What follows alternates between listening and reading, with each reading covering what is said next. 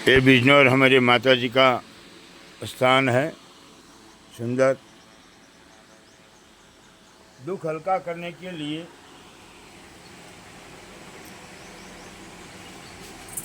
भगवान के ऊपर जो कष्ट होता है उनको भी देखना चाहिए। भगवान कृष्ण का जन्म होते हुए जेल में जन्म हुआ। जन्म के साथ ही माता पिता का प्यार नहीं मिला तो कहाँ चलेगी? माता कौन, पालनहार कौन, पिता कौन बने? और आखिर तक श्वास एंड तक संघर्ष रहा। महाभारत रचना हुई, मामा शकुनी आए, कंस ने मारने का प्रयत्न किया। जो आदमी जन्मता के साथ ही कष्ट में जन्मे हैं, जिनको अपने लोग भगवान कहते, भगवान कृष्ण त्रिकालज्ञ थे, उनको सब पता था कि मेरी भविष्य क्या है, भूतकाल क्या है और वर्तमान क्या है। फिर भी उसने सहा सभी बातों का, कष्ट का सहन किया। जब लास्ट में सोचा कि मुझे दुनिया में नहीं रहना है, मुझे एकांत में कहीं जाना है, तब उसने सोचा कि समुद्र के तलिए चला जाओ और मैं वहाँ द्वारिका रचना करे और वहाँ भी शांति से रह सकूँ। वहाँ भी उसको शांति से लोगों ने जीने नहीं दिया है। तो तुम और मैं क्या होता हूँ? ये तो जगत है, जगत का काम जगत करता है। भगवान ने भगवान का काम करते रहे। दुर्योधन के साथ रहा, अर्जुन के साथ भी रहा, धर्मराजा के साथ भी रहा, कोई पक्षपात किया बिना। आज उनको अपने भगवान समझते हैं। भगवान को लोग कब मानते हैं? जब पूरा कष्ट से पसार हो जाता है, कष्ट सह लेता है, तब उसको भगवान का विरुद्ध मिलता है। साधु का विरुद्ध कब मिलता है? साधु सोने की कसौटी से पसार हो जाता है। साधु मतलब झाड़ू, पूरा घर को साफ करता है, फिर वो झाड़ू गंदा होता है। साधु यानी डस्टबिन, कचरा पेटी। साधु उकरड़ा, जहाँ साया कचरा, झाड़ू पेटी सब कचरा डालते हैं, पूरा घर की गंदगी वहाँ डालते हैं। साधु सब कुछ सह लेता है, उनको दाग लगने नहीं देता है। लोग कुछ भी समझे, वो सब में से पसार हो जाता है।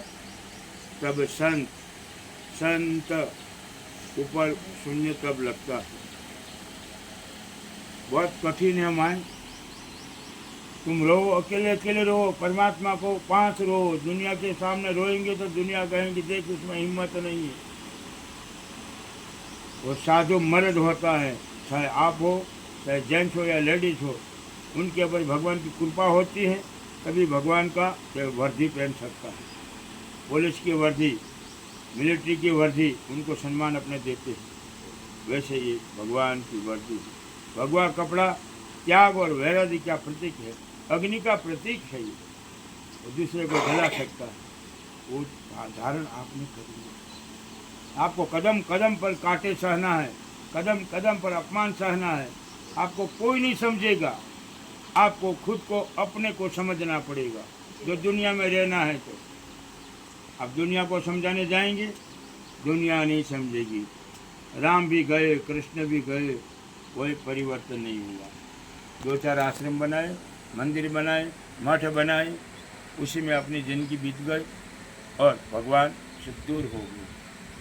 जिनके लिए भगवान पहने हैं उनको साधना था, वो रह गया और यही खिलौनों में हाथ में रह गया। अपना जय ईश्वर प्राप्ति के लिए गुरु बनाते हैं। क्यों भाई? भगवान की तरफ ले गए, भगवान की अनुभूति कराए हमको। गुरु का मतलब क्या? अज्ञान से, अंधकार से दूर करे।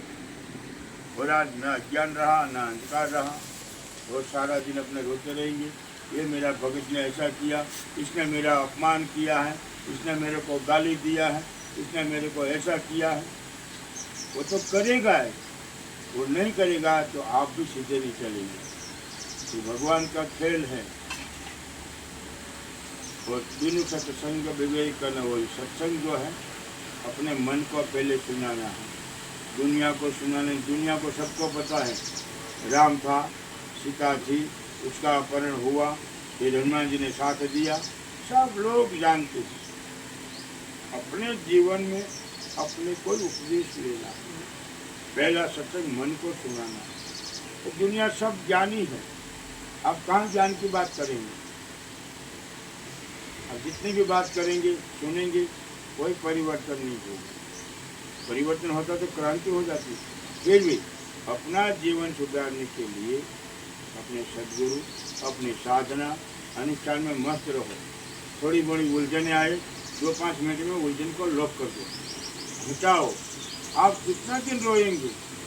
आप बच्चों के लिए रोएंगे, बाल बच्चे के लिए, माता पिता के पीछे रोते हैं संसारी लोग। तो क्या माँ बाप मर गए तो वापस आता है?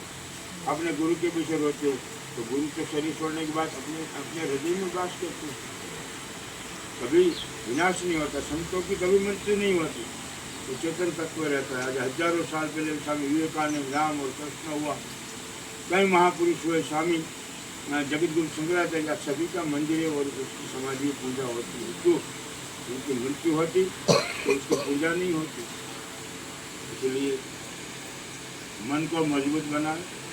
और ये जो आज जगह है तो कल तीर्थ क्षेत्र बन सकती है।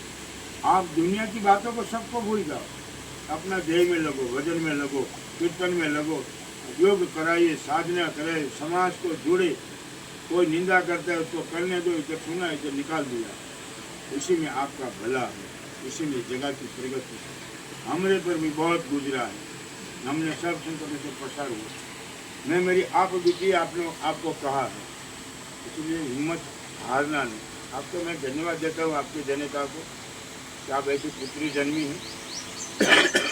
ऐसा जंगल इलाका के अंदर रहती 10-12 साल हो गया होगा, आज इतनी प्रगति की है। यहाँ 2-4 साधु रह सकते हैं, आनंद कर सकते हैं, ऐसी सुंदर जगह बनी है। और कुछ आज भूमि से आपका लेन देन होगा, कल इनकी भी प्रगति होगी। कोई महकला आएगा और लाखों करोड़ों रुपया का खर्च करके अच्छा बना सकता है। इसलिए आपको मेरी हृदय से शुभकामनाएं। अपने हाथों से बनाया है, जरा देख रहे हैं आप।